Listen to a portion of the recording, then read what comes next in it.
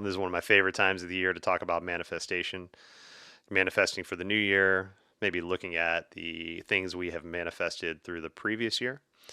And what better human being to talk about that with than a returning guest, the lovely Hannah Talbot. So today, Hannah's going to talk to us about some of the practices she has around manifesting, really taking the time to define what manifesting is, and then looking at some of the ways that we might feel blocked in the manifestations that we choose to chase down. Beautiful episode. Love having Hannah back, and I hope you get something from the conversation. We'll see you on the other side. All right, welcome back to our show. Today, I have a dear, dear close friend of mine back on the show, Hannah Talbot. She was on about a few months back, one of the first episodes we've done. So just a reintroduction for Hannah. Hannah is a Reiki master and is actually my Reiki master. She's trained me through all three levels, as well as Monica, my significant other. Hannah's been a dear friend of ours for a number of years. We wax spiritual content and poetics on a regular basis, talk about the weirdness of the spiritual world, which makes it less weird when you can find weird people to communicate with. Hannah is living in Spokane now. She was living on this side of the mountains and moved over to Spokane last year and is opening a healing center in Spokane called the Anam Cara Healing Center. And that'll be opening in about February. And then also, so today we're going to be talking about manifestation. And the reason why we're doing that is Hannah has been leading manifestation workshops for about 5 years now, in person or virtual, just depending on which time of the year you got to her. And then, so upcoming, she has a couple of workshops in manifestation. One is at Yards Yoga in Spokane on the 7th of January. And then there's going to be a virtual one on the 8th of January. So we'll talk about how to get in contact with Hannah to sign up for these workshops. And but today's episode is to talk about how to manifest, what manifesting means, and some of the practices around it. Hannah and I were talking a little bit before we hit the record button, and manifestation is one of those buzzwords that a lot of us hear. And we hear the vocabulary a lot, but we don't know the context in which to put the definition, right? If you look up manifestation in the dictionary, it'll give you one thing, but if you talk to a spiritual person about manifestation, it might tell you another thing, right? So this is one of those very self-defined terms of how to manifest. So we wanted to take some time and give you a little bit of an understanding of what manifestation is, but also some of the practices that go around how you can manifest and how you can make this a part of your spiritual rituals. And to be fair, it doesn't even need to be spiritual. Like this can just be a regular practice of ritual that doesn't need to have a spirit attached to it, doesn't need to have a deity attached to it. It can just be you, your desires for the world, for your family, for your own personal health, right? Those are all you, right? So manifestation does not need to be a spiritual practice, but we're both spiritual human beings, so we're going to talk about some of the spiritual sides of the practice that we have. So Hannah Talbot, thank you so much for coming back. Hi, friend. Oh my gosh, I love it. So good to be Heck here. It's yeah. so good to see you. Yeah, and you've been doing these workshops for a long time now, and I can honestly say that they are some of the most fun and interactive workshops that I've been to, and Thank you. a lot of times workshops are you sit there and you get knowledge just spewed at you, right? And you just sit there and you take notes and you try to digest the knowledge the best you can.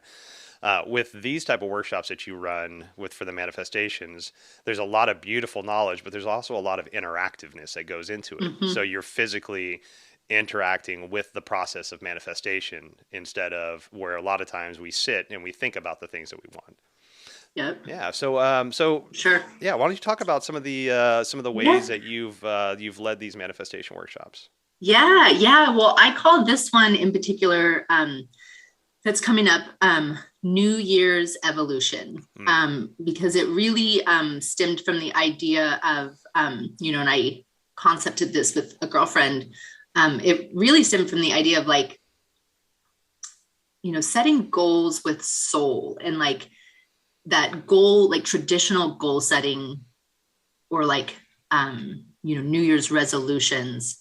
We often like set them or make them. And then, within a few days, weeks, they peter out, hmm. and so it was really about like setting your compass towards the new year, but doing it with some deep consciousness and kind of changing the ideas around what you want and more around how you want to feel, Mm. and so that's really the sort of the body of that workshop is calling in what it is, starting with like, okay, you want to get these things, but why do you want them? Mm-hmm. You want them because you want to feel a certain way. And so it's really connecting to that first. And in these workshops, yeah, you mentioned that they're interactive. So I always start the workshops off with movement. We do some kind of yoga and meditation because I think it drops us in our body, kind of gets us out of our head a little. And then from there, we start kind of doing some journaling work and really kind of diving into our year in review. What things worked for us, what didn't, what is it that we are calling in, and what is it that blocks us from getting those things that we want, from feeling the way that we want to feel.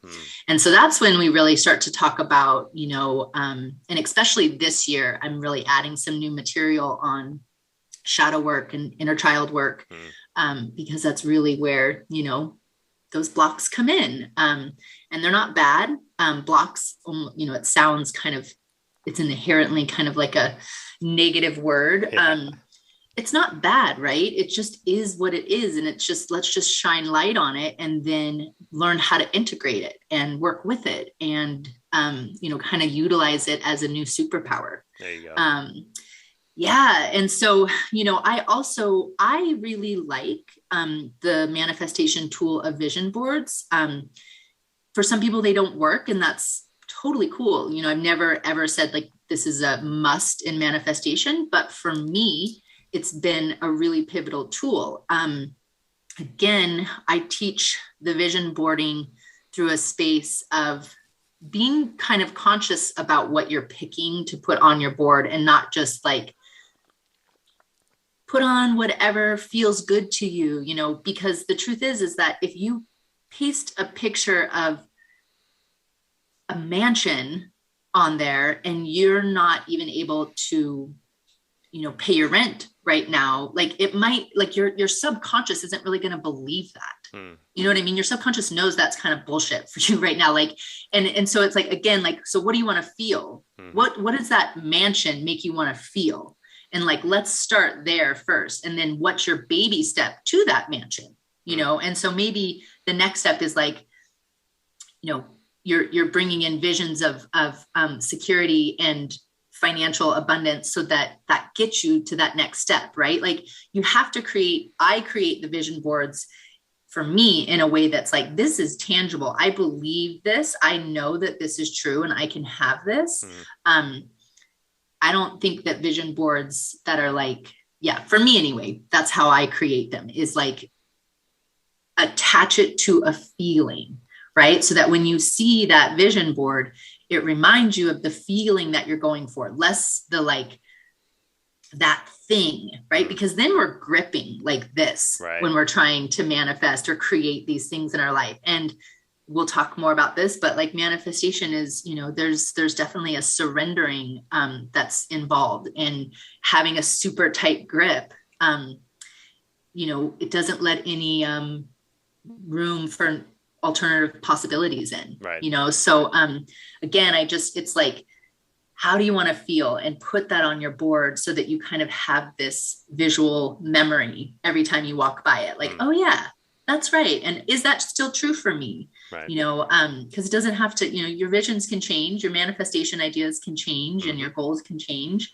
But yeah, it's really is an interactive workshop where we talk a lot about our manifestation tools and then blocks that get in the way. And this year, I'm really excited to bring in some other practitioners with me for the first time ever for this workshop. I'm working with the amazing people at I Am Alliance, incredible women who you should talk with them sometime. Yeah. They just do a lot of work on self-worth. And so we're going to be adding their expertise to the workshop this year, in addition to like sound healing and of course, hands-on Reiki and Reiki transmission through the virtual. So like you said, it's not just a workshop where you're going to, get the like tools or the 101 on manifestation.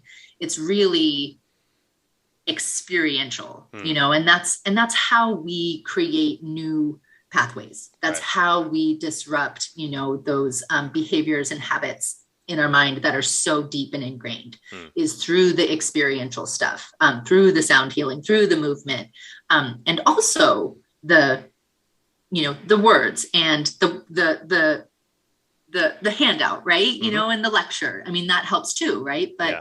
it's all of it that I think helps the reprogramming. Beautiful. Now, I want to go back to something you said earlier, and you said in the description of vision boards, you said sometimes it doesn't work for everybody. Yeah. And I have a realization that I've had about myself recently, and that I think that it's not that I've developed this idea. It's just I've heard it and I've marinated on it, and I've seen how it resonates with myself, and I feel. I've figured, some stuff out with this, but, when we come to the idea that something doesn't work, right. And I get that not all modalities work for everybody, and that's totally fine. You're very individual as a human being. You're going to find the modalities that work for you. What I caution people on is that when we switch from a more Western idea based health system modality, right, where we have a pain, we take a pill, we forget about that pain, but it causes something else that we have to deal with later, right. But in our head, psychologically, that pill just solved the problem, right? So when we switch from a chemical-based modality to a more holistic-based modality, whether it's meditation, breath work, mantras, manifestation, things like that, that don't require an additive, right? They don't require a pill or some kind of medication to take. The medication is the practice itself. Yeah. Sometimes it takes some time to reprogram our brain to not want and not think that that pill is going to do the thing that solves our problems. And so the first couple times you try a new modality and a more holistic modality, it might not work because you've got so much chemical buildup from the other stuff you've been putting in your body that the natural modality takes more time to seat, right? So again, whether it's vision board manifestation, whether it's meditation, whether it's, switching from a chemical-based supplement to a plant-based supplement, right? Even taking like holy basil instead of taking some brain activating chemical, right? It takes some time for that new modality to fight through the previous modality's effects and damage that it's done to your system. So my just word to the wise is don't one and done it. Oh, I tried it, it didn't work, right? Give it some time. Give it some time. Totally. Give it the old college And I think, effort. that vision board, there's so many, the old way of teaching vision boards is you go through a magazine and you just pick whatever speaks to you, right? And so, and I get that idea, right? Because it's like, if you want it, it's in your subconscious somewhere. And like, I get that. But this idea of creating visions for you to look at and reprogram your brain and retrain those neural pathways, is like doing it consciously and doing it like connected to a goal, connected to a feeling, then that image really means something. And it's like, it's scientifically proven. Like, It really is. Yeah. It will have an effect, Well, and think about this. We'll define manifestation here in a second, but think about like when you go to buy a new car, right? And you're shopping cars and you're like, oh, I really like this blue Toyota truck, right? I like this blue Toyota truck. I'm not going to buy it yet, but I'm thinking about it. It's cool. I'm digging it. And then for the next like 2 weeks, everywhere you go, you see blue Toyota trucks. Totally. Everywhere you go, you see blue Toyota trucks. And that's a form of manifestation, right? You're turning your brain on to pay attention to this type of thing. And now that you want this type of thing, your brain is very, very cognizant and very aware of this type of thing. So it'll start to make that type of thing more aware in your presence. And that's not always the best thing, right? Because we could have negative thoughts too and be like, oh, all I see around me is violence, right? And then everywhere you look, you're going to see a violent tendency because that's what you're expecting to see, right? And so manifestation works both ways, good and bad, just like everything, placebo effect, nocebo effect. And that's one of the first things that I say in the workshop is we're always manifesting. You are always manifesting. This is just the act of doing it consciously. Yeah. So why don't we just like basic breakdown of what manifesting is? Yeah. It's funny when you said that, I was like, ooh, what is the definition? Like the definition from Webster is readily perceived by the senses and especially by the sense of sight easily understood or recognized by the mind, I'm not loving that definition, Yeah, Webster. right. And that's Um, yeah, and that's the thing. be Like flat, Webster's, Webster. sometimes there's definitions we can find in a dictionary and we can hang our hats on, and then some definitions are self-defined. Totally. Yeah. I really think it's the act of calling in, like calling things into your field. Hmm. You know what I mean?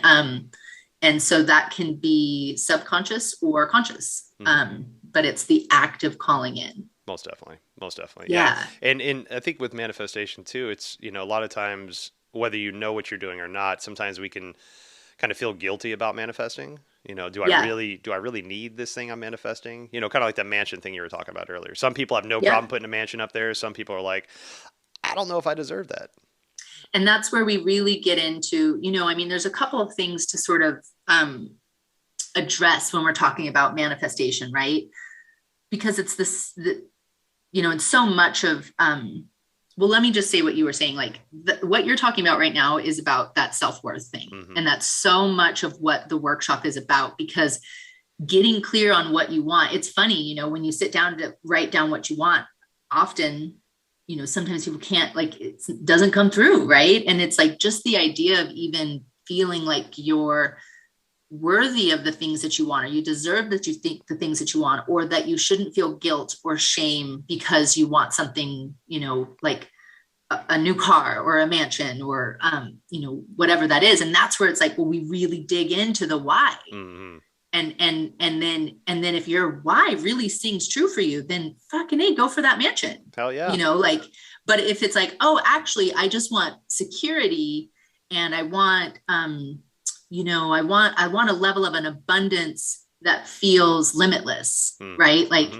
it's not necessarily that thing, that 40,000 square foot mansion. It's the feeling of a 40,000 square foot mansion, that expansiveness, that freedom, that ability to go where you want to go, to vacation when you want to vacation, like that kind of thing, right? Right. So it's like, how do we invoke those feelings? But I just want to circle back to, like, when we're talking about the definition of manifestation and calling stuff in, and sort of the idea that we're kind of like the law of attraction, right? That comes up a lot, right? That you're sort of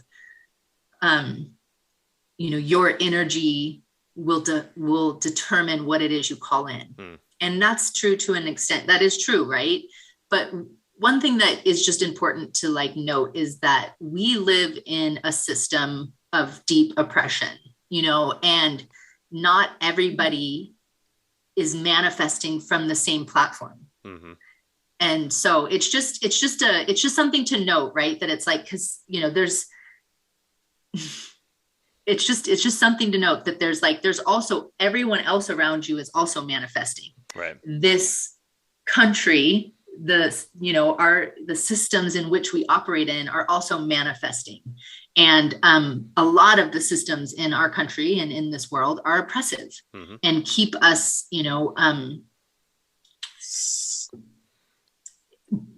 they're a block in and of itself, right? And sometimes that block isn't fully in our control. So it's just something to note, right? That it's like, I just want to be aware of that as we're thinking about manifesting, because it's like, sometimes it's not your fault. You didn't just call that in, right? Like, just to kind of like already put that out there. Because I think already when we start talking about manifesting, so much guilt, shame, and the self-worth stuff comes up, and like, what have I done to not get what I want? What did I do to call that thing in? How did I, which is true. And that is how we should think, but sometimes it is out of our control. So I just want to kind of like note that as we dive into this. And that's, that's so beautiful that, and that's a good reminder. Monica and I are in the process of moving.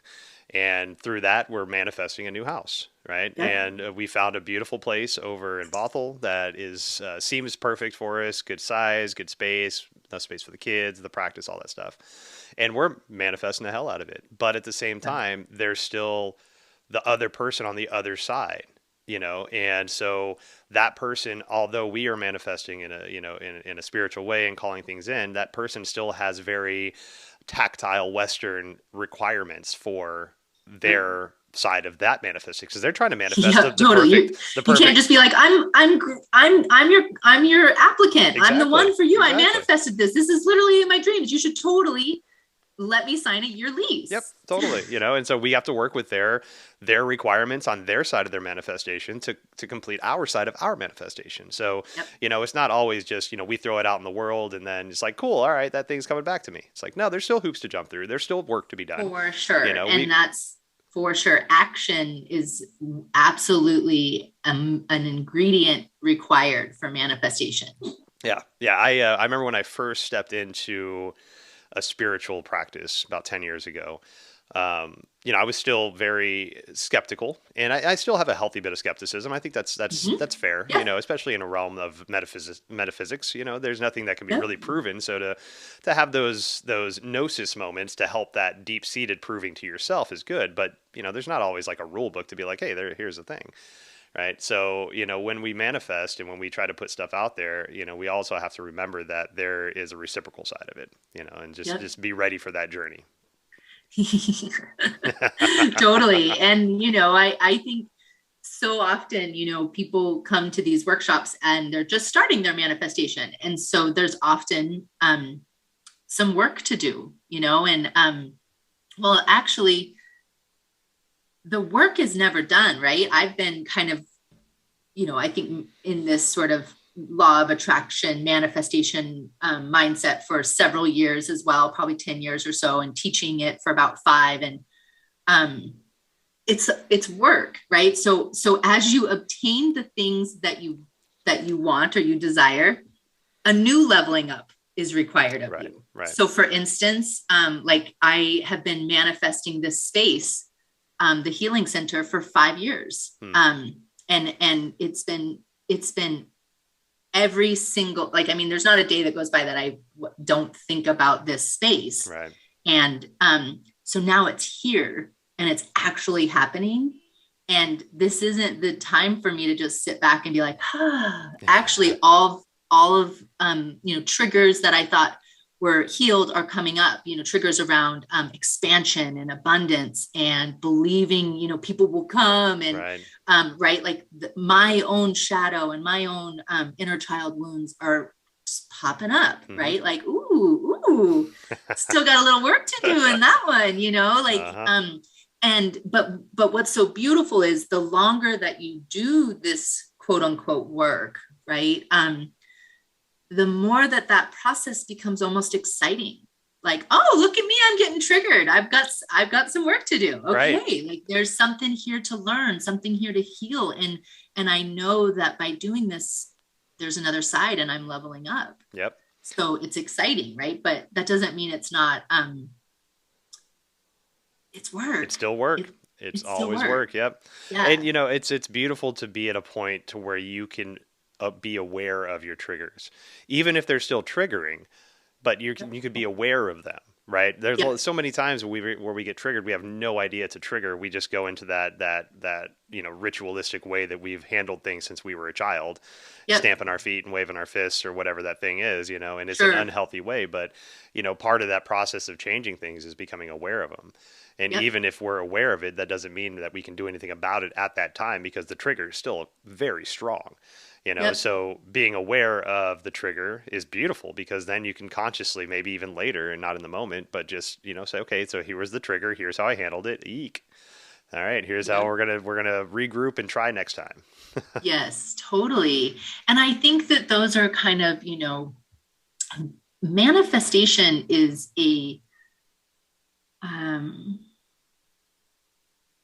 you're doing it in relation with spirit, with energy, with the thing that you're trying to obtain, the feeling that, this is co-creation. Right. It's not just you on your own, so, yeah, expanding into that and knowing that, like, yeah, it's not all just you, just on your own. And, yeah, you always get to just keep going there, keep expanding, keep learning, keep growing. Mm-hmm. It's a constant practice. For Hell sure. yeah. For sure. Cool. Okay, so we talked about manifestation. We talked a little bit about vision boards, but for those Yeah. that might not know what a vision board is, and it's so funny. Yeah. I interviewed a guy a while back named Chris and Chris Pugh, and we were talking about manifesting, and for some reason the word vision board just did not come into my head, and I couldn't think of it, and I was like Yeah. poster Yeah. board, picture board. I'm like, God damn it, what the hell is this You name? know the I thing. know the Yeah. name of the thing, but yeah, vision board. So that's a great modality for manifesting, and Yep. and that's one of the bases of the New Year's Evolution workshop that you do. So, and Yep. we again Yeah. we talked about it a little bit, but just for those that might not know what a vision board is. Yeah. Yeah. So it's really a collection of images that invoke a feeling for you that's connected to what it is you're trying to call in, what you're trying to manifest. And so for, I think, like I said, you can do this in lots of different ways. You can have like traditionally it's like a big poster board, but you can make it whatever size you want. You can also do, we're putting vision boards up all over, right? Like we have little altars in places. You have talisman that remind you of a certain thing, that invoke a feeling or protection, and it's the same kind of thing with the vision board. So it can be creative, right? Like you can do the poster board like I'm going to talk about right now, or you Hmm. could also do, um, a small cork board where you just pin a few things on there. But the idea is that it's traditionally images that invoke a feeling, right? And you connect those feelings to the things that you want. For me, I'm pretty methodical about how I select my images. Like I'm very specifically like, okay, this is what I want to call in. Now I need to find the image that matches that. Okay. And some people teach it the opposite. I don't. To me, I don't teach that because my subconscious won't believe it. Like I need to know why I'm picking that, and it Right. needs to be connected to something.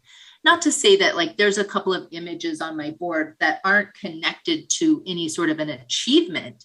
It's literally just like how I want to show up, how I want to feel. Like, um, yeah. So it's things that you want to have, things that you want to achieve, and ways that you want to feel. Hmm. Um, I usually like to put my vision board, in quadrants of kind of like, health, and body, spiritual, mental, like work, career, family, home, relationships, Hmm. growth, like, you know what I mean? Like, Yeah. instead of just everywhere. Cause again, it's an organized way for me to see my board. And, yeah,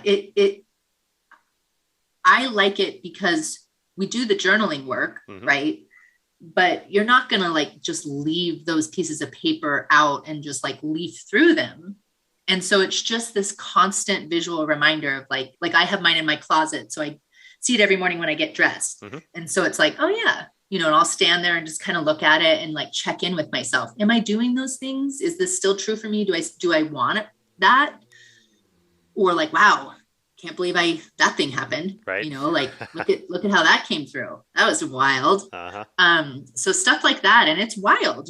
I think that whenever we have the workshops, it's always fun to hear people's stories and examples of manifestations, and then specifically through their vision boards. Yeah. Is really fun because I know you've gone to a couple of the workshops, and so you've heard lots of different examples of people like like our good friend Colleen. Like I put a green Volkswagen Bug on my vision board and said I wanted a car, and like the next month or whatever the story was, like Uh-huh. here shows up a green Bug, that kind of stuff. Yep. So It's wild. it's so just serendipitous. I Yep. that's one of the stories that really stands out. And that vision board that Colleen put together, that one you're talking about, uh, Yep. everything that was on there came to fruition for her. The one Yep. thing that didn't was the picture that she put on there was a picture of a person facing away, and that's the only thing Mm. that didn't come to her was the person that she Mm. was manifesting in that picture. And we were talking later, and it's like, well, they're turned away from you. So Yeah, they're, totally. you wanted that person, but they weren't ready to be there yet, and so you were searching Yeah. for that person, but they were turned around. They weren't seeing you. Yep. So the next time, like Yep. if that's still something you're manifesting, turn that person around. Yep. It's so interesting Well, how, those, how the things that, like you said, like if we're constantly looking at that board, we're constantly thinking about the things, and if that person's yeah. constantly turned away from you, then there's that Yep. deep subconscious message of like, I want that Yep. thing, but it's not ready for me yet. Yes. And I mean, so you can put things on your vision board that stay there for years. Mm-hmm. I have been putting on my vision board for 5 years a physical space, and like to the, what beams and lights and Mm. colors and how it would feel in there. And, it wasn't the right timing yet, Yeah. any of those years prior. And the universe knows that. And sometimes with manifesting, what can be tricky is that we get ahead of our soul's path and timing, Mm-hmm. like because we want things so badly, and we want it now. And that's kind of the world that we live in, Mm-hmm. is like, well, if I don't have it now, then, which is why, right? Like, because the universe knows when the timing is right for you, which is why it's so important to attach to the feelings rather than the thing. Because can you have those feelings right now? How can you create those feelings of that thing that you want, that you think you need to have in order to feel this? How can you start feeling that now? Mm. So, and then a release, like, and for me, this last year with the space, you know, prior to COVID, I had just signed the lease for a space in Issaquah. Mm-hmm. And it was much smaller than I had originally thought I would get. And I basically was kind of shrinking down the dream that I had, and was like, well, this is a great place to start. It's low risk. I don't have to, kind of put it all on the line. Mm-hmm. And I can just sort of like, just put one toe in, if you will. And basically got hard nose the whole way through. Like it just was an uphill battle, and just every like turn was getting knocked down. Like this isn't supposed to happen. And then COVID happened, and so it was like, and I still sat on the space for longer Mm-hmm. because I was so attached to the thing. Like I'm so close, it's here. I've been wanting a space for this long, and now I have it. And what do you mean I have to let it go? And so then I remember sitting in the space for the last time, sitting on the ground and seeing like what, circle would have looked like with everybody there, Mm-hmm. and just feeling crushed, Oh. and had to walk away. And, it could feel like a failure, right? It could, and it did, like, I had to kind of fail fast at that and learn that that wasn't the right space. And then I really released. This was the first year that I actually didn't put very specific pictures of the space on my board. Instead, I just put pictures of feelings of what it would feel like to be in the space. Okay. And so no pictures of a physical space whatsoever. And moved out to Spokane with the knowledge that, I was selling my house to come out here and do something, but not sure what. And then of course with COVID, still not sure on the timing. And so really kind of took the summer to literally just surrender. Yeah. And be like, I don't know. And I kind of took the summer off. I didn't take a lot of clients. I didn't look for a space. I didn't do research around here or anything like that. I just took the summer off and just dealt with my own life. And really, tapped into me. And then this space literally just found me. Like I did nothing. Yeah. And it just literally was like, knock, knock. Hey, I'm available. And then I went to go look for it. And like, we could spend the whole podcast talking about the synchrodestinies of this space Yeah. and like how it came together, like so much to the point of like I was starting to, September was coming around and I was like, okay, it's time to start getting back into work. I got to figure this out. It's time to start looking. I think I'm ready, universe. So I'm going to start collaborating. I'm going to start, meeting people in Spokane and networking, and I'm going to do that. And so immediately started meeting people. Everyone I wanted to meet was just showed up like, oh, there you are. Yeah. Oh, there you are. There you are. And then I was Googling business names. No, I love my name, the Anam Cara Healing Center, but it was kind of like, well, it's long. What else is out there? I'm always looking and researching. And so I Googled Healing House. I was like, that'd be a fun name, Healing House Spokane. That'd be fun. Oh, yeah. And so I Google it and this place pops up and it was called House of Healing Spokane. And I was like, oh, what's that? And so I click on it and see this space and it's all green and it is actually for addiction recovery. Oh, and so I was like, okay, great. Good to know. And I saw that she had just moved to Spokane Valley. They'd moved locations and I was like, all right, okay. So not going to call it House of Healing. Like next, kind of didn't think much about it. Right. Uh-huh. Well, this space became available and I'm leasing it through a friend who is an amazing entrepreneur and businesswoman in Spokane. And what she's trying to do for her whole building is exactly what I'm trying to do. So she's like my dream landlord,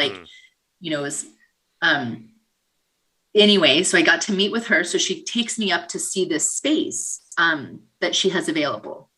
And we walk to the front door and on the plaque is House of Healing. So it was literally the place that I had Googled a couple of weeks before and was like, are you kidding me? And then I walk in and it's like laid out exactly what I've been calling in, like 2 rooms for one-on-one sessions. I need a big classroom. I need a kitchen. I need a retail space. I need a space for equipment. All of it just there. Wow. Perfect. And then like the windows that I put on my vision board, because I was like, God, it would be just so dreamy to have a space with lots of light and windows. And, but I probably couldn't have that because it can't be, can't have lots of windows in a yoga studio or in a healing center on the first floor. And this happens to be on the second floor. And so it's like, and I mean, it's just bonkers. Wow. But there's 2 things that happen, right? It's like, it's the clear knowing of what I wanted and why, and what I was doing, and like never wavering on that knowing, right? Even though the vision itself changed, because originally 5 years ago, when I first started this, I thought it would be a yoga studio. I remember that. And now it's a healing center, and it's Reiki is definitely a huge part of that pivot. Right. And so it's like things can expand and change. And so with our manifestations, we have to be willing to let them change and morph and be willing to let it be this or better. Right. Like this or better, like, because the universe has something in store for you that you might not even like fathom is possible. So yeah, I mean, that's just one story off of my vision board this year. Like there's several that are very wild, that it's just a trip, but it's such an interesting tool. Yeah, most definitely. And I love the, thank you for going through that and letting people know how manifestations can change. I liken this to, one of the trainings that take time. Sorry, just to interrupt. Take time. That's a 5-year manifestation. Definitely. And so I put that on my board. I wasn't ready. If I would have got that space 5 years ago, I wouldn't have been ready. And it would have been a yoga studio, which wouldn't have been in alignment. Right. Exactly. So sorry to interrupt your train of thought there. Not at all. And that's exactly it. What I was going to say is that, so I think it was Reiki 2, level 2 that we did together, and you were training us, and we were learning the symbols. And one of the coachings that you gave us was that, okay, we draw the symbols to the best of our abilities, and our guides will fix any mess ups. And I think that concept really carries over into manifestations. Like we as a human being could see and desire what we want, and that's great. But like you said, our guides and our higher powers might see something different and Yeah. might know that what we're desiring isn't quite fully what we want, or maybe is Yep. in a different direction of what we're looking for. And so, Yep. having that desire, but also your guides are looking down and you'll be like, okay, cool. So you want to go left, but we're going to go just a little more to the right than full left, right? Mm-hmm. And that's going to Mm-hmm. be a better path for you. It's just Mm-hmm. helping refine the maybe the broad brushstroke picture that you have into something more, more defined and more tangible. Absolutely. And that's again where the co-creation comes in, right? Because it's like we don't have the crystal ball. Hmm. We don't, we don't know our exact future minute by minute, day by day, so there has to be some surrendering and co-creation and that concept of this or better. And then co-creation in that the universe will send you tests Mm-hmm. to kind of to help you to expand and level up Yeah. and to be clear on whether you want that thing. And so it's not a game or a trick, right? Because I think that that's what it sounds like the universe is testing you, the Right. universe is sending you tests. They're not trying to trick you or trip you up or anything like that. It's a I just feel like we came down here with like missions, and it's Mm-hmm. like it's a part of the mission. It's like, oh cool. I mean, literally just like a test you would take in school. You've learned that information. Let's test it. Let's Right. see how it plays out in real time. Mm-hmm. I Um, fully agree with that. There's many times yeah, in my spiritual path that I feel like I've conquered something about myself, whether it's a shadow thing or a personality thing, something that I feel like, okay, cool. I feel good about this. I'm moving past this. I'm aware of this action and I'm moving past it. And then, like, within a couple days, maybe a couple hours of me having that epiphany of like, good job, Adam. Here comes the trigger. Here comes the yeah, trigger to trigger that thing that I feel like I've yeah, gotten past. And it totally. and initially I was like, well, shit, I'm just never doing anything right.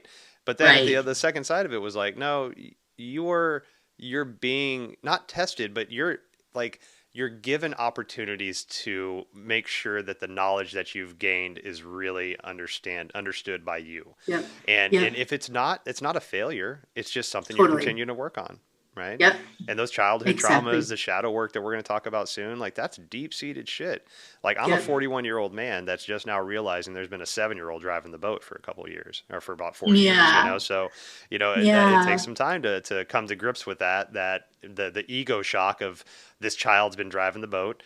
Shit. Okay. Now Mhm. let's just give that child a break and set you over here, and then let this somewhat healthy adult try to maneuver these rough waters now. Oh my gosh, yes, so true.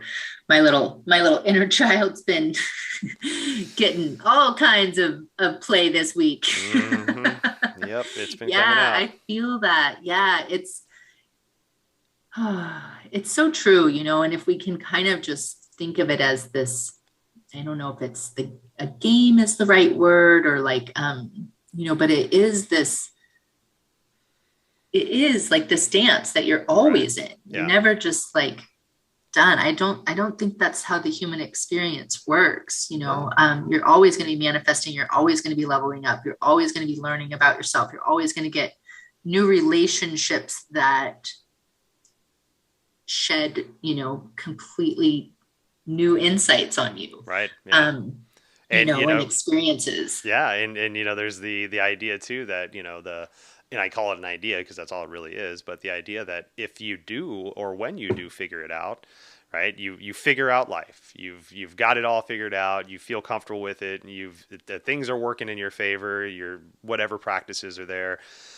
The theory is that that's when you level up, and then you're not part of this human race anymore. You move to that next thing. And so the desire to find enlightenment or to find that higher self, to stay in this realm and be that higher self, might not always be there. It might just be like, hey, you found that thing, cool, ascension, next level, get on up there, make us proud. So yeah, it's Yeah. yeah, it's different things, different ways to look at it.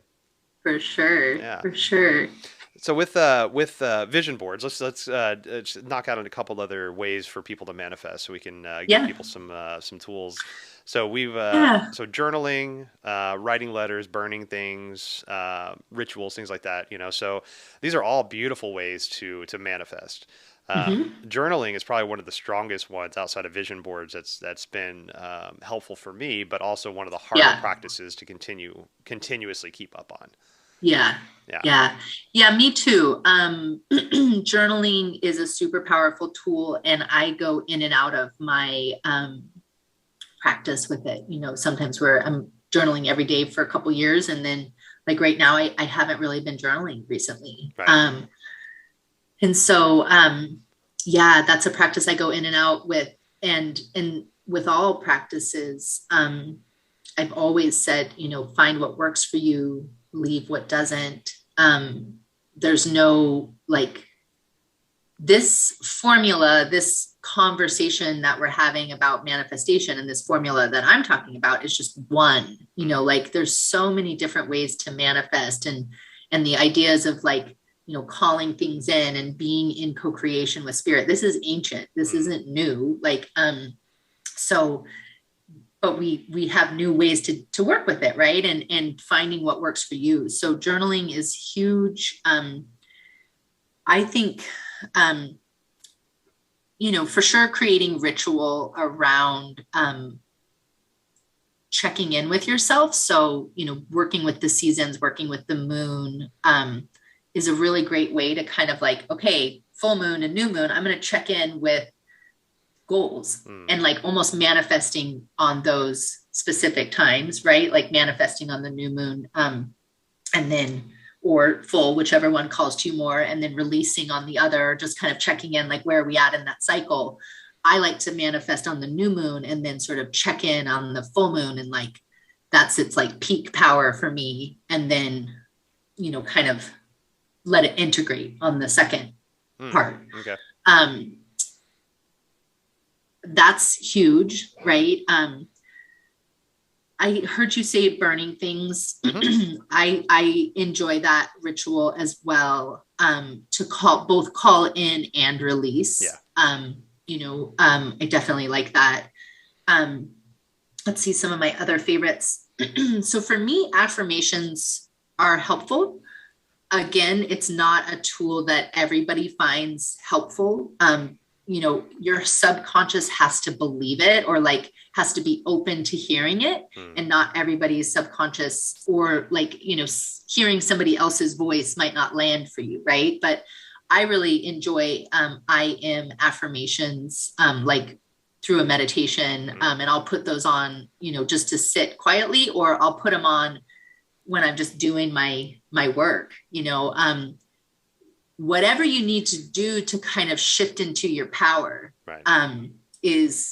Is how we manifest. And again, that's not to say that you're always in your power, right? Like, we're humans, and we've talked about this before. The world is also working around us, and things are happening, and experiences are happening, and life isn't always just goal setting and getting shit done. Like sometimes you get stopped in your tracks, right? Yeah. Like I talk about that in my workshops a lot. Like sometimes a life truck hits you, and you're not doing anything else for a while. Yep. So, but when you can, and when it's right, and when it's appropriate, getting into your power, getting into your self-worth. And so for me, that's an endless, kind of list of ways to do that. Some of my favorite, though, are movement, dance, music, those I am affirmations. Like, movement is very therapeutic, like shaking the shit out, shaking the darkness, shaking the block, shaking just the, when we kind of, that inner critic is chirp, chirp, chirp, chirp, chirping. It's like shaking that kind of voice almost out. I love that. Yeah. And then beyond that, right, when we're talking about actionable steps, it's like, journaling, deciding your goals, and then creating actionable steps. And And so that's like, how am I going to be accountable to myself? Right. How am I going to create some discipline around this calling in? Mm-hmm. And discipline doesn't mean it has to be rigid, right? But like, I don't believe that manifestation works generally with you just like writing down, like, I want to be a yoga teacher. Right. And Yes. then you're like, and then I'll just like let it happen and come to me. Yep. I That takes you have to take steps and action, and yes. and you're required to step up and to do those steps. The universe isn't just gonna like poof, Mm-hmm. like, make you a yoga teacher, right? Yeah. I have Though there can be ease to it. right, exactly. Yeah. I just, when you made that statement, I just realized I had a half thought earlier where I forgot where I was going and I went somewhere else, but I feel like I completed the sentence, but didn't complete the thought. Uh, and, I think I've done that about 6 times this call already. hey, So it's all good. yeah, We find our yeah, ways back, yeah. But, yeah, so one of the things that I struggled with when I first stepped into spirituality was that idea of just trusting the universe. And the reason why I struggled with it was because on the surface level, and I say surface level because I don't see everybody's practices. I don't see what they do when they get home and the rituals and things. But I would hear constantly, oh, just put it out to the universe and trust the universe. Right. And I'm like, all right, yes, that's fine, right? But there's still work to be done.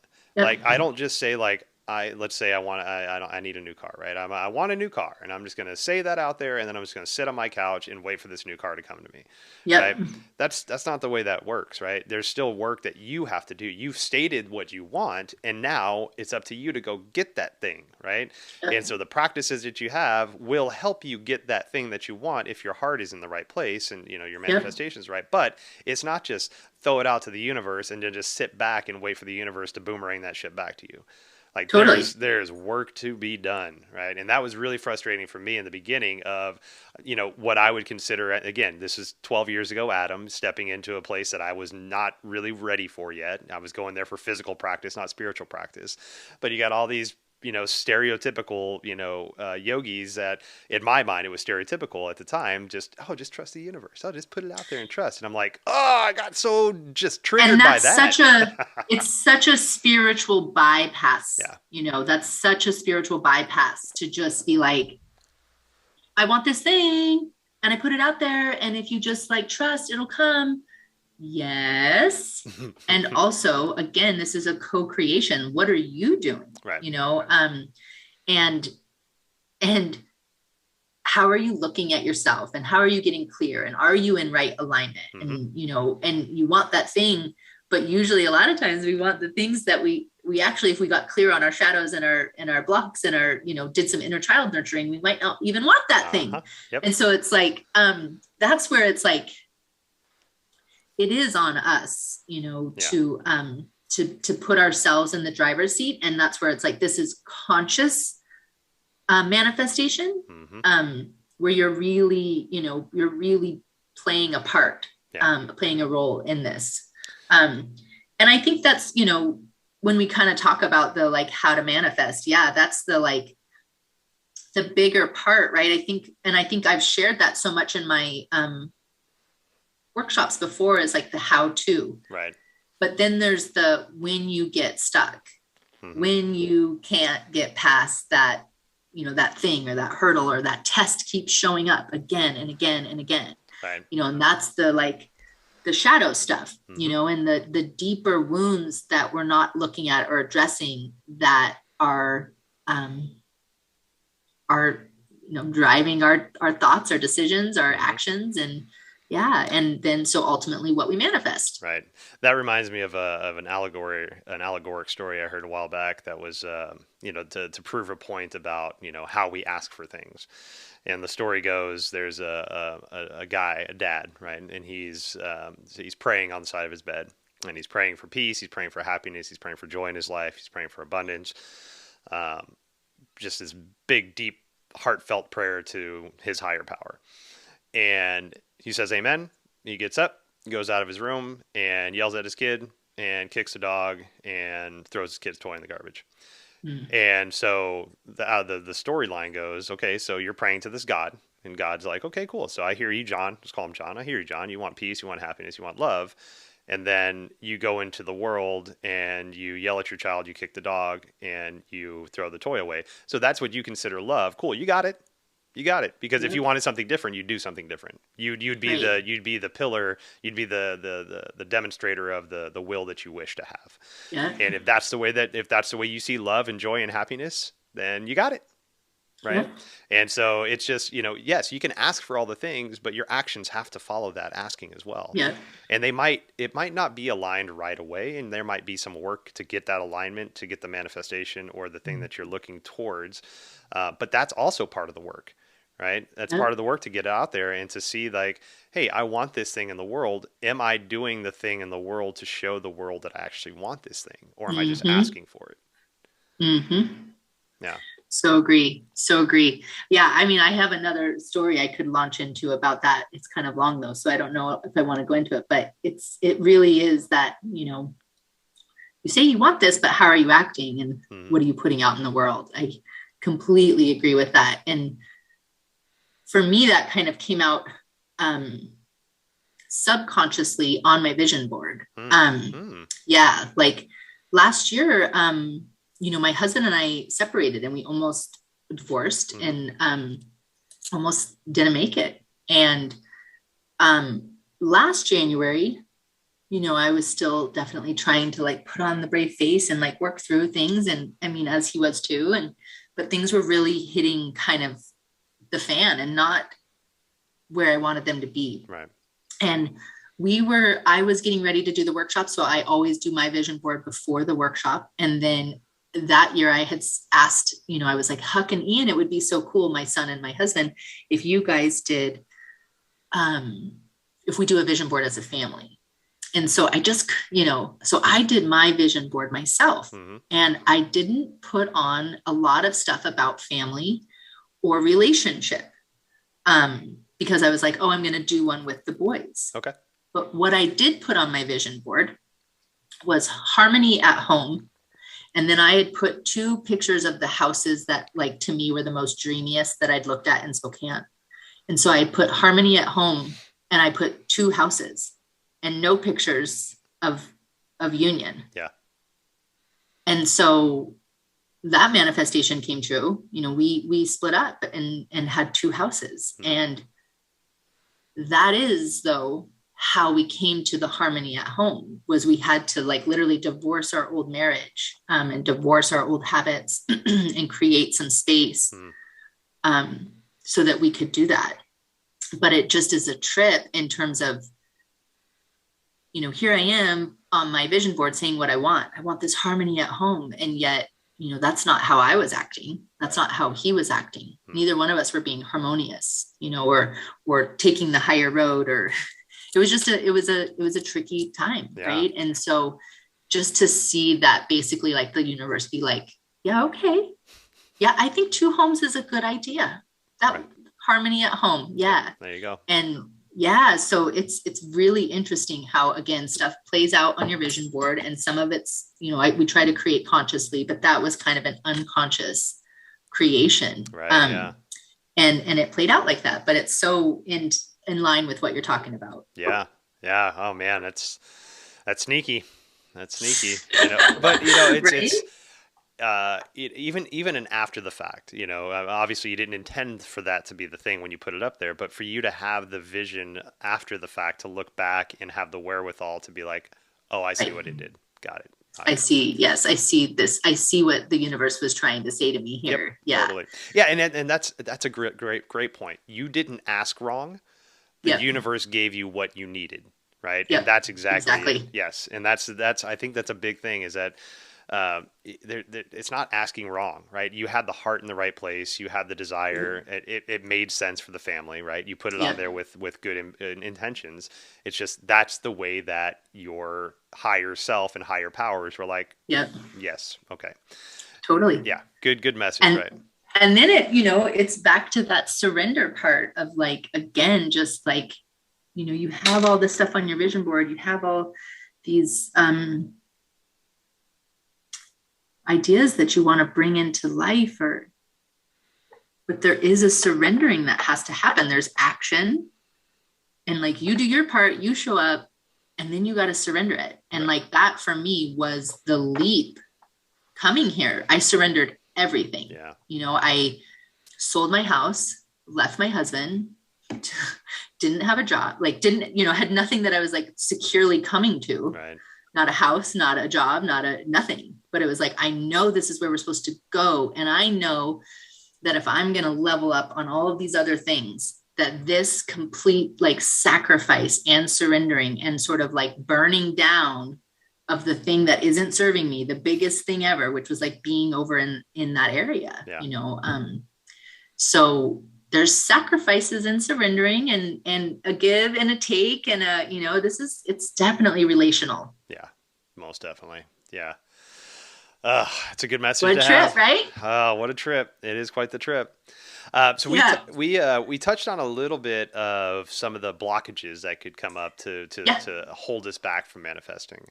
Yeah. And I'd like to dive into that a little bit deeper. So we have shadow work and inner child work that are Mm-hmm. some of those things that can be the triggers that keep us from fully, stepping into the manifestation practice or to Mm-hmm. feel worthy of manifestation. Mm-hmm. There's a lot of trauma in our lives, whether we're aware of it or not, that can really impede the directionality of our current life. Because, Yep. like we talked about earlier, there's a 7-year-old driving our emotions a lot of times, or whatever Totally. age that child is in your head, right? So how are what's some of the ways that we can just first Yeah. identify some of the child stuff or some of the Yeah. inward that shadow work that we need to work on? Yeah. Well, shadow work is, I kind of define the shadow as, the parts of us that we don't even want to see, let alone show others. Right. Yet it's always, it comes out, right? It comes out the way that we get angry. It comes out in, the way that we process how other people talk to us or make quote unquote make us feel, right?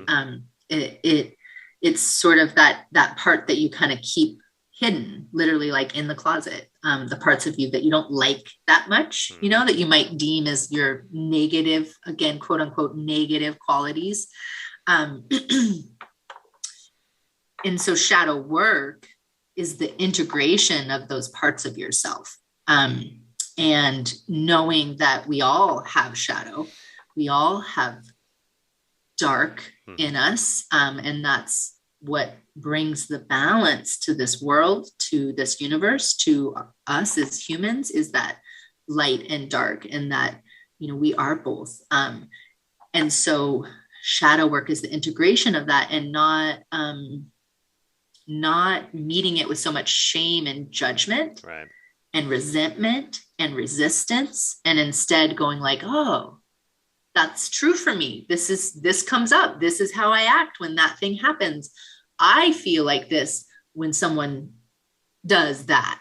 Okay, that's for me to look at, and it's really just kind of looking at the ways that you work. How do you tick? And I think that we, again, we tend to, and especially, I think the new agey, self-help world really for a long time focused on the fluffy stuff, the feel good stuff, the positive vibrations, good vibes only. And like, just call it in, just put it out there into the universe and then just let it happen. Just call it in. Like, and then people are confused when that doesn't work, and it's because there's this whole part of us that we denied, didn't exist, and then deemed negative, and bad and dark.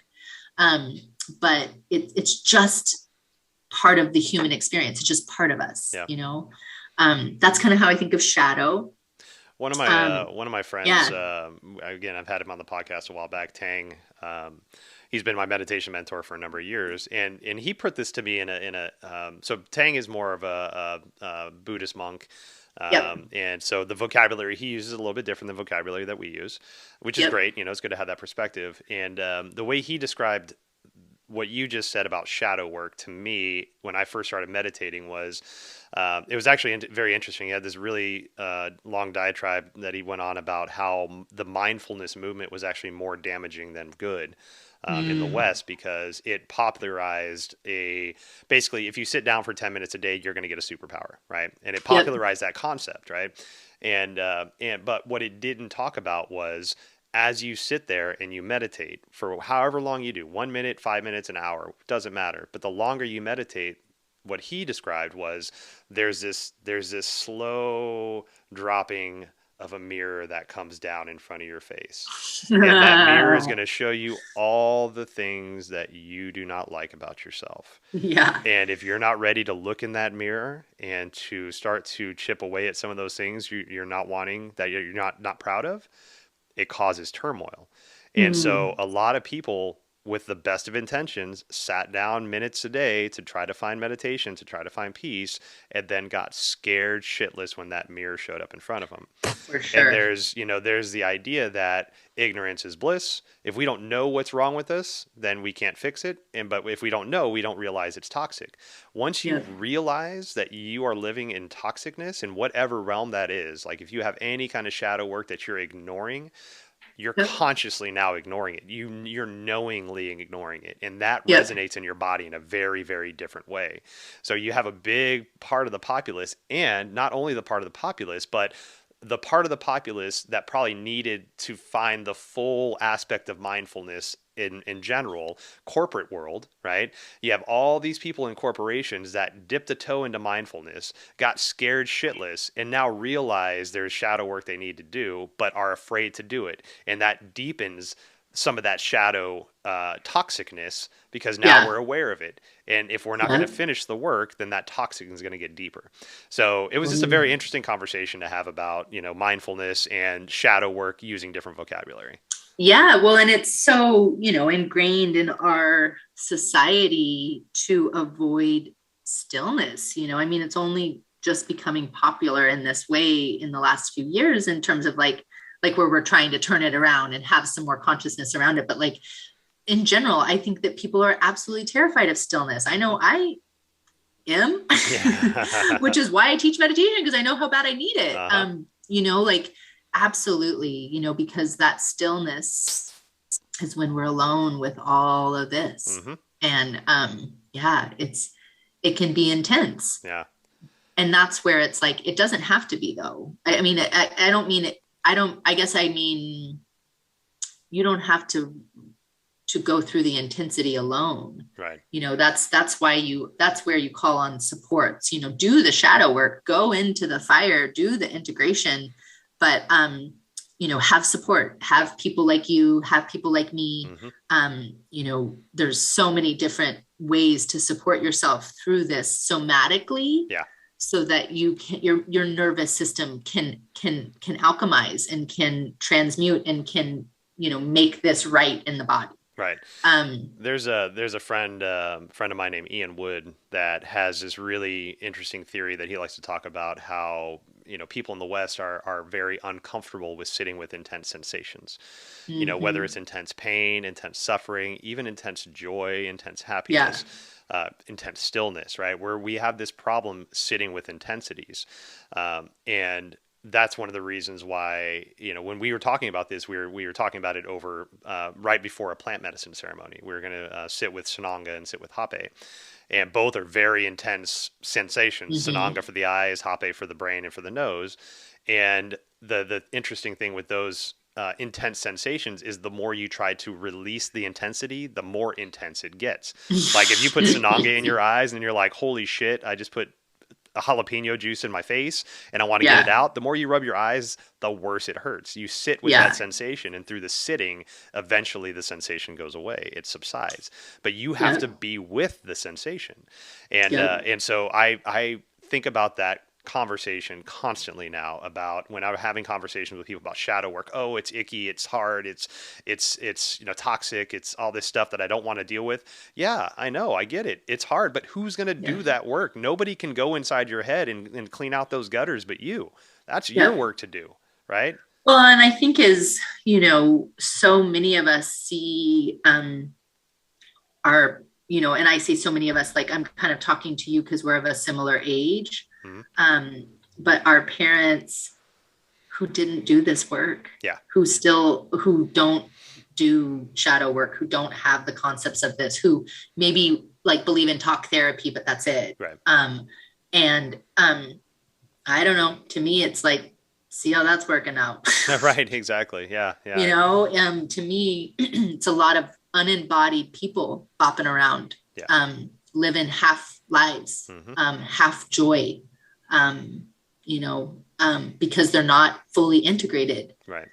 Or at least, you know, and that doesn't mean like you integrate and then you're like, now you get locked into place and now you're good to go forever. You know, you're always integrating and reintegrating. Right. And, but it's the concept of being open to it, you know, and knowing that that's necessary for this human experience. And so, yeah, the more that we can turn into it, right? And, you know, like I said, I'm being really triggered right now with my, you know, old money stuff and old self-worth stuff. And because I'm leveling up. And so it's like, yeah, I mean, it doesn't feel good to not like, you know, like I want to wake up every day and be like, I'm on fire. You know what I mean? Like, yeah, I'm so stoked. Right. Like, and instead, you know, it's like a little bit of that and then a little bit of like, oh my gosh, I'm so scared. And I was sharing with, as far as like me working through that, right? And my own shadow and my inner child,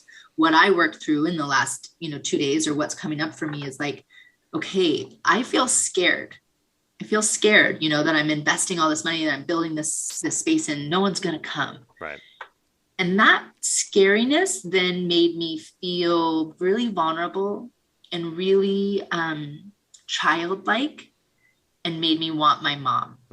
And and my mom has passed. And so like, it was just this feeling of like, I just want to be comforted like a child who's scared wants to be comforted. Right.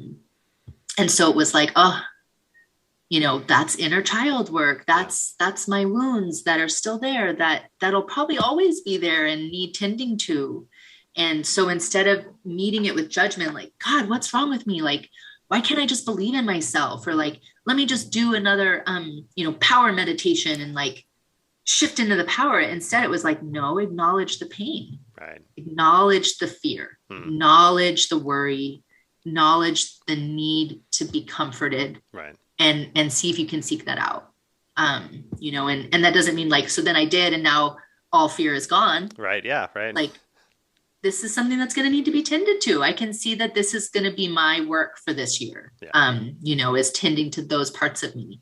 And with inner child work, you know, inner child is like, you know, for me, I don't remember a lot of my childhood. So it's easy to forget that was me and that I have those experiences and those memories and that they are stored in my body and the good and the bad. And that traumas, you know, are just experiences that happen that the body translates as not safe, right? You know, an experience that's not safe. And that doesn't have to mean like the extreme version of that, right? It can be much smaller things that then our bodies build up defense mechanisms and walls. Yes. And to me, you know, when I think about sort of manifestation and action in the body and the energetic body, you need to have a solid root chakra and you need to have a solid sacral chakra. And that is all shadow and inner child stuff. You know, that's all about your foundations, how you were put together, how you were built, how you show up in the world now. You know, do you feel safe and secure now? What are your relationships like now? And I think that so the solar plexus is the third chakra, and that's the chakra of action, right? That's where we take inertia. That's where like we get things done. That's our power. And so it makes complete sense that is, you know, can be wacky, either deficient or, you know, overcharged, you know, where you've got an ego that's kind of running out of control, that's overcompensating. Like, I really believe that sort of really does come from the lower levels, you know, that sort of the energy not being able to flow out in a, you know, fluid direct line comes from our wounding, from our childhood, from our from baby, from birth until, up into adolescence. Right. And then of course we continue to take on other wounds and build up other defense mechanisms. But the heart of it, and like how we kind of relate to the world and sort of relate to those experiences and those traumas as adults, really is formed as children. Right. Yeah. And I love the point that you made about traumas, the different levels of trauma still registering in the body in very similar ways. Like it doesn't always have to be extreme traumas like sexual trauma or abuse trauma. Right. The trauma could be you got put in timeout and you didn't feel it was justified. And then totally, you didn't understand why. Totally. Yeah. And that created trauma and distrust with your parents and distrust with the bigger system. And then the reason I say that is that both of us are parents, I try my hardest not to put my child through any kind of traumatic experiences. And I don't think that, for the most part, anybody really tries to put their child through traumatic experiences. Sure. But they find the trauma, they find it. And, and it's going to be something that's going to be their work when they get older. Right? You and I joke about this all the time where it's like, you just like see it and you're just like, oh my God, look at that. I just did that, or I see him going through that. That's something that he's going to have to work out. Mm-hmm. And that's hard as a parent for sure. But it's also, that's another opportunity for surrendering. And I know your daughters are, a little bit older, getting into their adolescence. And so I know there's an even deeper surrendering for you that's happening, which is like, they're going to pick their path. They're going to they came down here with their own agenda. Mm-hmm. It's tricky. Right. Exactly. We can't, what do I tell Monica? We can't make our children be happy, but we can create the container for happiness for them. And it's up to them to step into it. And that's I love that. And that's the same concept with us too, with yourself, with your inner child. You can't just guarantee happiness. You can't put yourself in a little happiness bubble, but it's like, because you have to go out into the world, right. Because you have to interact with others, so therefore experiences and things will happen. And so it's like, but how can you create that container of love for yourself, and safety and happiness for yourself? That is, for the most part, like what you experience most, the most. Yeah, most definitely. Yeah. Beautiful. Well, I want to be honorable of your time. I know we're getting close to the time we need to get out of here. But this has been a beautiful talk about manifestation, childhood trauma. Oh yeah. We just scratched the surface. I know, really did. But before we sign off, let's just revisit your workshops that you're working on, because those are going to be coming up after this episode airs. So if anybody's looking to connect with Hannah, either in person if you're in Spokane or virtually. If you come out to, if you're in the Seattle area or you're in Washington, and you want to pop over to Spokane, please do. It'll be January 7th from 1 to 4, in person at Yards Yoga. I'm working with I Am Alliance, 2 amazing women of that group, Abby and Ciara, who are going to just help bring some really amazing new materials. So I know I have friends that have been taking this the last 4 or 5 years. So this will be fun for you guys, just because there's going to be a whole new element to it. And then you can also do it virtually with me on the 8th. So it's the same time, 1 p.m. to 4 p.m. Pacific Standard Time. All virtual over Zoom, but we'll be sending out a little gift in the mail to each individual who signs up. So we definitely are creating really special ways to make it feel like you're in person, to really connect us. There'll be a lot of, Reiki and energy transmission happening, which I think is just a really beautiful way to kind of start the year and look ahead. And then after that, the space opens in February, early February to mid-February, somewhere in there. And it's going to be a healing center with regular meditation classes. So we will have just like a yoga studio, but with meditation classes, short digestible classes, like 20, 30 minutes, where you just come in and and take your class and get to connect with community though. We'll have community tea before and after. So Nice. class is held for an hour, but you'll only sit and meditate for like 20 minutes and can kind of come in and out as you please. And then we'll have the one-on-one healing rooms to work with practitioners of all different kinds of modalities, Reiki, you know, Reiki, human design, all different kinds of energy work, Sound lots of healing. different We'll come out down and sound do some sound healing. stuff for you. Yes, Yeah. so many healers that are starting to come in. I've just been getting to meet all the amazing people out here in Spokane. So lots of in-person stuff, but I'm sure there'll be virtual offerings as well.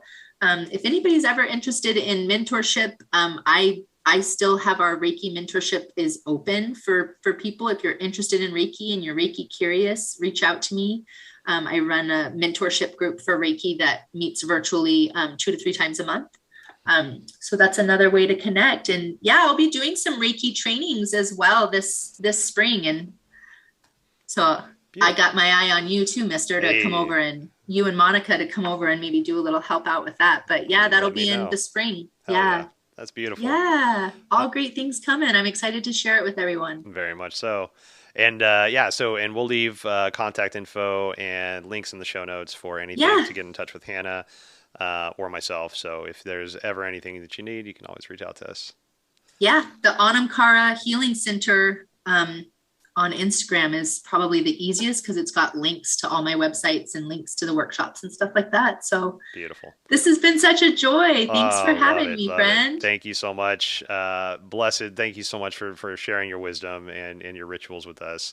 I was such a joy just to talk to you. So thank you so much. And I do want to Yeah. actually have you on again. I have an idea to have a chakra talk and just break down the Ooh, chakras. And you're one of the let's best do people that it. I know to do that. So Let's do it. I would love it. Definitely. awesome. All Heck right. yeah. Well, thank you so much, love. We'll talk to you soon.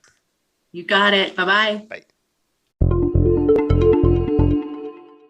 Thank you so much for spending time with Hannah and I. Great way to talk about manifestation, child work, just really scratching the surface with it, but just give you a good jumping off point. If you need to get in touch with Hannah or I, there'll be links in the show notes, ways to get in touch with us. And as always, please like the podcast, share it if it's speaking to you, and leave comments to help us gather more content. Obeisance and love to you all. See you next time.